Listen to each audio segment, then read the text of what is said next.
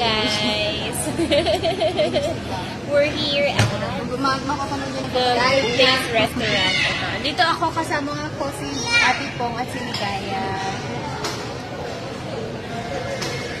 Magkahalo-halo kami guys. Abangan ang next episode. Bye. Doon ako sumakain. Guys, nandito na si Nessa. Mrs. Gapasin. Kinikilig siya. May nakasabayin kasi siya guys. Na-ghost. Buti na lang nakasombrero. Kasi pagkatingin ko agad kay Sir Marvin. Sinong sir? Sinong sir? Ay, look. I-upload ko to. Bahala ka. Hindi, wala naman nakakakilala sa mga followers. Pakiblur nung Bye guys. Mas malaki yan. Thank you po. Pinabawas ko po. Ay, what? Ito na guys yung halo-halo namin.